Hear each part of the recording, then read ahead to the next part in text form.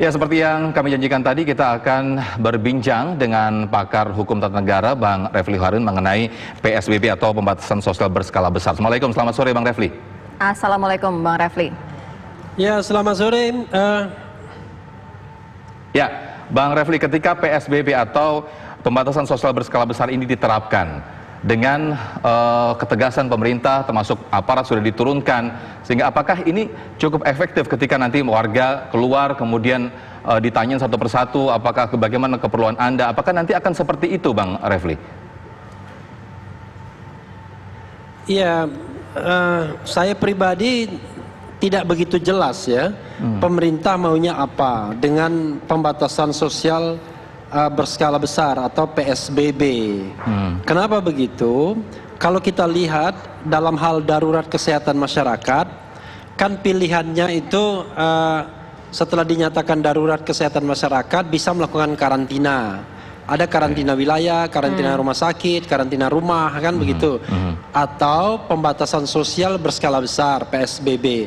Tapi bisa juga kombinasi dari kedua itu, ya kan, kedua atau ketiga itu. Nah, kita harus paham, kita harus mengetahui bahwa tujuan utamanya kan adalah mengenyahkan virus COVID-19 ini, bukan sekedar mengatasi dampak dari adanya virus itu. Karena kalau mengatasi dampak itu kan akibat lanjutan, tapi yang utamanya adalah bagaimana mengenyahkan virus tersebut. Nah, ketika kemudian pilihannya adalah social distancing berskala besar, memang masalahnya adalah pada halo? Iya, masih saya dengar, masih kami dengar, Prof. Bang Refli. Ya, masalahnya adalah pada pengenaan sanksi dan kewajiban pemerintah.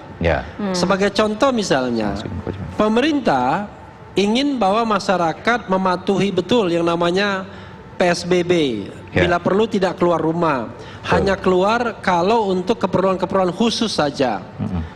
Tetapi di sisi lain, apakah pemerintah juga mau memenuhi kebutuhan masyarakat sebagaimana kalau pilihannya adalah karantina wilayah? Nah, ini yang menjadi persoalan. Kita tidak bisa membuat sebuah kebijakan yang hanya melulu mengandalkan kekuatan koersif, kekuatan memaksa. Harus juga kan kekuatan persuasi, mempersuasi masyarakat agar sama-sama memerangi virus COVID-19 ini, kan begitu. Tapi persoalannya adalah terkesan bahwa pemerintah hanya ingin kewenangan, tapi kewajiban utamanya tidak dilakukan dan bahkan tidak dipilih. Maksudnya Bang Refli, ini kenapa akhirnya dipilih pembatasan sosial berskala besar dibandingkan karantina wilayah? Karena pemerintah tidak bisa menjamin untuk memenuhi kebutuhan rakyatnya. Kalau dalam karantina wilayah, kalau dalam karantina wilayah kan ada tanggung jawab pemerintah untuk menyediakan kebutuhan pokok penduduk yang di karantina. Bahkan termasuk hewan piaraannya sekalipun.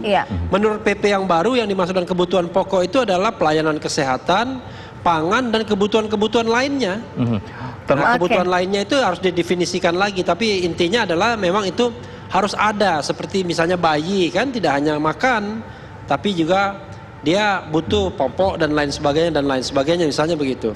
Nah, ini menurut saya memang tidak mudah. Tidak mudahnya adalah pertama, apakah pemerintah memiliki kemampuan untuk memenuhi kebutuhan tersebut misalnya dalam jangka waktu 14 hari atau 1 bulan. Itu satu. Yang kedua, apakah pemerintah termasuk pemerintah daerah memiliki database kependudukan yang presisi ketika kemudian mau menyalurkan bantuan ketika suatu wilayah di lockdown, di karantina, itu tepat sasaran atau sesuai dengan yang disasarkan. Nah, ini kan persoalan juga.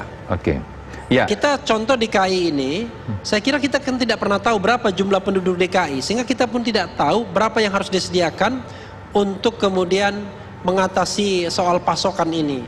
Karena kalau suatu wilayah sudah dikarantina, orang tidak boleh keluar dan masuk lagi. Jadi tidak ada istilahnya kalau dia bukan penduduk DKI lalu dia harus pulang kampung, justru dilarang pulang kampung. Jadi stay semua di DKI ini, entah itu yang berKTP DKI maupun tidak, wajib mendapatkan pelayanan dari pemerintah pusat yang dibantu pemerintah daerah dan pihak-pihak terkait.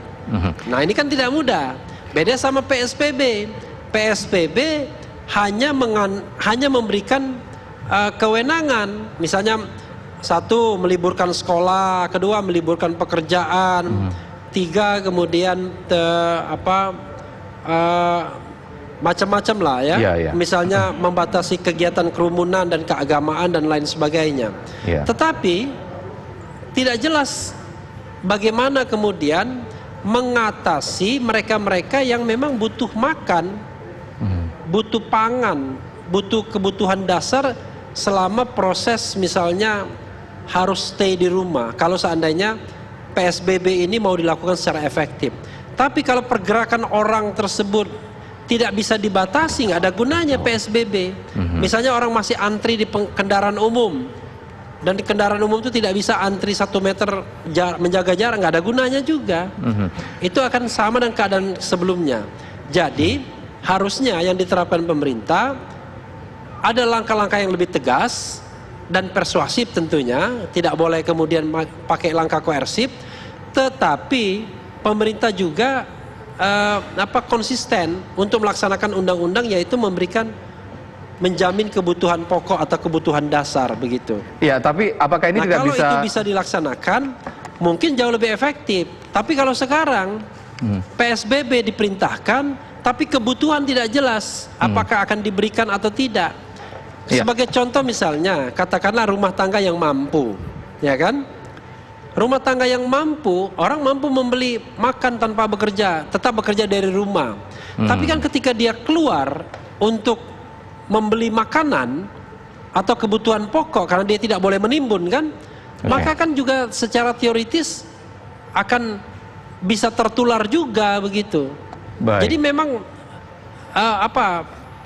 pilihan-pilihan untuk pembatasan dalam sosial berskala besar ini belum tentu efektif juga kalau pemerintah tidak bisa memenuhi kebutuhan masyarakat yang mau stay di rumah begitu. Baik, Bang Refli, terima kasih atas waktunya. Pertanyaan Bang Refli nanti akan saya lanjutkan di dialog di segmen berikut bersama Kepala Staf Kepresiden, yaitu Pak Muldoko. Namun kita akan jeda terlebih dahulu untuk menyimak kumandang kita jeda dulu dengan sejumlah informasi lainnya.